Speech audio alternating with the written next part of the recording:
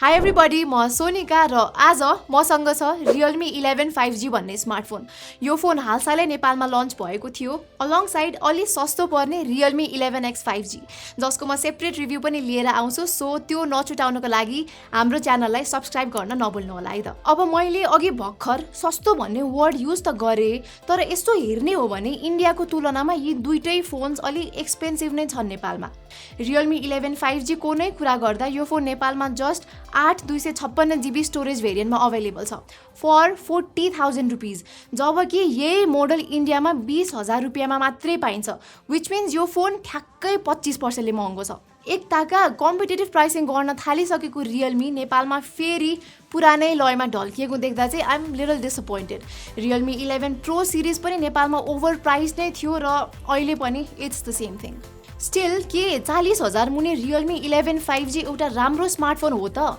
त्यही कुरा पत्ता लगाउनको लागि मैले यो फोन टेस्ट गरेको एक हप्ताभन्दा बेसी भइसक्यो र आजको भिडियोमा चाहिँ म तपाईहरुलाई मेरो एक्सपिरियन्स के कस्तो रह्यो भनेर सबै शेयर गर्नेछु। So let's go. ओके, अब Realme फोन भन्ना साथ डिजाइनमा खतरा इम्फेसिस हुने त भइ नै हाल्यो र Realme 11 5G को लुक्स पनि इट लुक्स युनिक नै, मोस्टली बिकज अफ यसको गोलो खालको क्यामेरा मोड्युल। मसँग भएको यो गोल्ड कलर अप्सन बाहेक यो फोन ब्ल्याक फिनिशमा पनि अवेलेबल छ, तर मेरो विचारमा चाहिँ दिस वान लुक्स अलिकति बेटर। त्यति मात्रै नभएर Realmeले यो फोनमा पुरै चमक धमकवाला डिजाइन दिन खोजेको छ, जुन कुरा यसको शाइनी फ्रेम्सदेखि लिएर ब्याक प्यानलमा छर्लङ्गै देखिन्छ। तर यो सँगै Realmeले यहाँ ह्यान्ड्स अन फिल तर्फ चाहिँ अलिकति ध्यान नदिएको हो कि जस्तो फिल भयो मलाई चाहिँ, बिकज Realme 11 5G एउटा ठुलो फोन हुनुको साथै यसको फ्ल्याट फ्रेम्स र शार्प एजेसले गर्दा यो फोन चाहिँ केस बिना चलाउन चाहिँ अलि असहज नै हुन्छ। अब यतिको 40,000 पर्ने फोनमा प्लास्टिक बिल्डको सट्टा ग्लास प्रयोग गरिएको भए चाहिँ Realme 11 5G को premium looks would have been अलिकति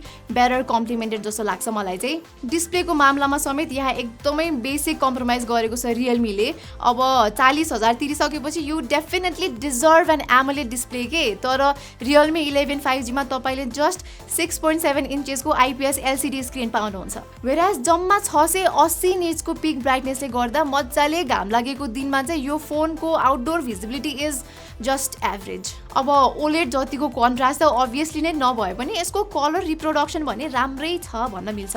मलाई चाहिँ त्यस्तो पन्ची खालको कलर डिस्प्ले चाहिँ खासै मन चाहिँ पर्दैन, but if you do then I am sure you like Realme 11 5G को विभिड कलर मोड। यसै गरी यसको 120 हर्ट्जको रिफ्रेश रेटले गर्दा यहाँ यताउति स्क्रोल गर्दा everything feel smooth. Realme UI को एनिमेसन रिलेटिभली हेभी भएकोले कहिलेकाहीँ सिस्टम रेस्पोन्स अलि स्लो भएको जस्तो फिल चाहिँ हुन्छ,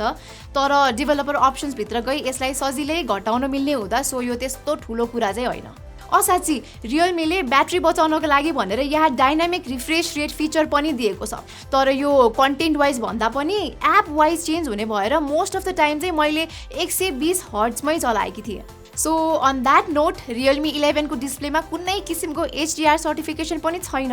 अल्दो वाइड वाइन L1 सर्टिफिकेसनले गर्दा तपाईँले नेटफ्लिक्स र एमाजोन प्राइम जस्ता प्लेटफर्ममा फुल HD भिडियो चाहिँ मजाले नै स्ट्रिम गर्न सक्नुहुन्छ। सो अब यति भन्दै गर्दा मलाई Realme 11 को कन्टेन्ट कन्सम्पसन एक्सपिरियन्स पनि एभरेज मात्रै लाग्यो। खै किन हो, Realmeले यसमा just single stand firing speaker दिएको छ instead of stereo speakers. Same thing with यसको भाइब्रेसन फिडब्याक जुन चाहिँ अलि विक एन्ड बजी नै छ। ल अब चाहिँ पर्फर्मेन्सतिर लागौ है त। र Realmeले यहाँ मिडियाटेकको नयाँ डाइमेन्सिटी 6100 प्लस भन्ने 6nm वाला चिप युज गरेको छ, अलङ विथ 8GB ऱ्याम र 256GB सम्मको स्टोरेज। अब टेक्निकली भन्नुपर्दा त 6100 प्लस एउटा नयाँ चिप त हो जुन त्यस्तै 2-3 महिना अगाडि मात्रै अनाउन्स भएको थियो, तर फेरि यसो हेर्ने हो भने त यो जस्ट 2 वर्ष अगाडि लन्च भएको डाइमेन्सिटी 810 को रिब्रान्डेड भर्जन मात्रै हो के, त्यो पनि विथ अन्डरक्लक CPU। अनि डाइमेन्सिटी 6100 प्लसमा अलिक कमजोर त्यही cortex A76 performance course use भएको हुँदा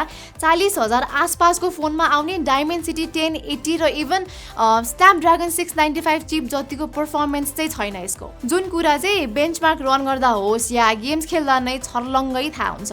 मैले यो Realme 11 को गेमिङ टेस्ट चाहिँ त्यही Snapdragon 695 वाला OnePlus Nord CE 3 Lite सँग नि कम्पेयर गरेर हेरेकी थिए अनि what I found is Call of Duty को अप्टिमाइजेसन चाहिँ Nord CE 3 Lite मा बेटर रहेछ के सिन्स यसमा हाई ग्राफिक्स सम्म पनि जान मिल्छ अल्दो PUBG र Genshin Impact जस्ता गेम्समा चाहिँ यिनीहरू दुईटै फोन्सको FPS थ्रुपुट देखि लिएर टेम्परेचर चाहिँ एकदम नै सिमिलर थियो यो Realme 11 को डे टु डे परफर्मेन्स भने ठिकै छ भनौं न Android 13 मा आधारित Realme UI 4 easy to use हुनुसँगै यहाँ मल्टिटास्किङ गर्दा पनि खासै प्रब्लम चाहिँ देखिन मैले बट यहाँ भएको प्री इन्स्टल्ड ब्लोटवेयर एप्स रिकमेन्डेसन्स र एड्स आर सुपर अनोइङ अब यो सबैलाई केही हदसम्म म्यानेज त गर्न मिल्छ तर I think Realme out of the box नै यस्तो पोर सफ्टवेयर एक्सपिरियन्स चाहिँ नदिएकै भए बेटर हुन्थ्यो के ओके Realme 11 को ब्याट्री लाइफ पनि चित्त बुझ्दैन लाग्यो है मलाई चाहिँ नर्मल खाले युसेजमा यसको त्यो 5000 mAh ब्याट्री त 1.5 दिन त मजाले नै टिक्छ वेयरएज अलि हेभी युसेज जस्तै गेम खेल्ने फोटोज भिडियोज नै खिच्ने और इभन मोबाइल डेटा चलाउनेहरु गर्दा चाहिँ तपाईले राति भइसक्दा चाहिँ चार्ज गर्नै पर्ने हुन्छ यहाँ बक्स भित्र 80 वाट को चार्जर आए पनि यो फोनले चाहिँ 67 वाट को फास्ट चार्जिङ सपोर्ट गर्छ एन्ड थ्याङ्कफुली जस्ट 1 घण्टा भित्र नै यसलाई 0 to 100% सम्म लगिदिन्छ अब फाइनली कुरा गरौँ यसको क्यामेराको बारे Realme 11 मा तपाईले 108 मेगापिक्सलको मेन क्यामेरा सँगै 2 मेगापिक्सलको डेप्थ सेन्सर र 16 मेगापिक्सलको सेल्फी शूटर पाउनुहुन्छ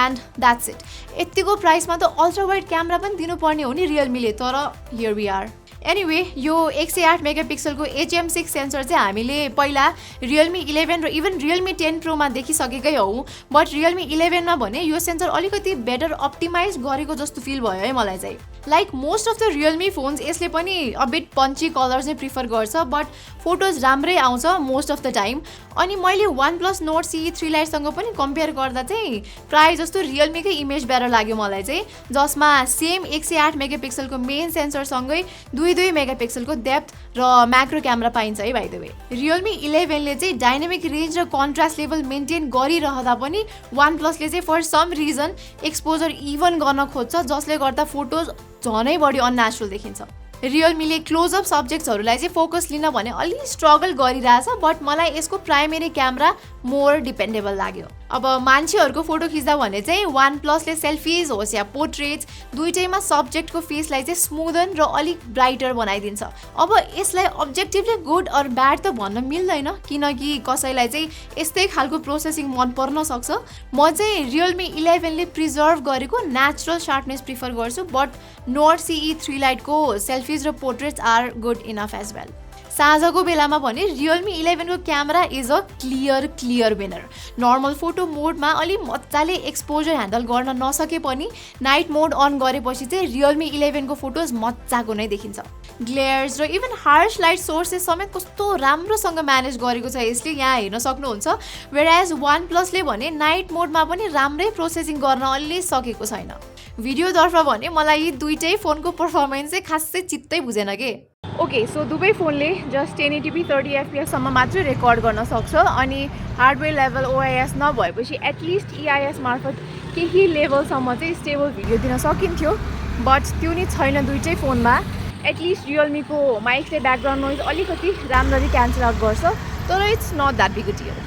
ओके सो सेल्फी भिडियोज पनि 1080p 30fps मै लिमिटेड छ एन्ड देख्न सक्नुहुन्छ रिजल्टमा त्यस्तो डिफरेन्स छैन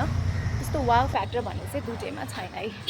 ल अब यो रिभ्यूलाई चाहिँ यही टुङ्ग्याउ है त सो इट्स प्रिटी क्लियर कि 40,000 को लागि Realme 11 5G is just an average offering design यसको 256GB स्टोरेज र फोटोग्राफी एस्पेक्ट बाहेक अलमोस्ट हरेक एस्पेक्टमा यसको पर्फर्मेन्स चाहिँ चित्त बुझ्दो नै छैन अब 35,000 सम्म यो फोन अवेलेबल भएको भए त मेरो कन्क्लुजन नै अर्कै हुन्थ्यो तर 40,000 को लागि चाहिँ Realme 11 is a little over priced के सो इन्स्टेड यही प्राइस रेन्जमा नै Redmi Note 12 Pro और अलिकति पैसा थपेर Realme कै 11 Pro अथवा त्यो Samsung को Galaxy A34 Max much more sense जसले 120Hz को OLED डिस्प्ले सँगै अरु सबै एस्पेक्टमा नै Realme 11 भन्दा बेटर परफर्म गर्छ so that was all for this video यति भन्दै म सोनिकालाई बिदा दिनुहोस् होपफुली यहाँहरूलाई मेरो रिभ्यू राम्रो लाग्यो होला यस्तै खालको टेक कन्टेन्ट्सको लागि ग्याजेट बाइट नेपालीलाई सब्स्क्राइब गरेर त्यहाँ तल भएको बेल आइकन पनि थिचिदिनु होला thank you for watching and see you again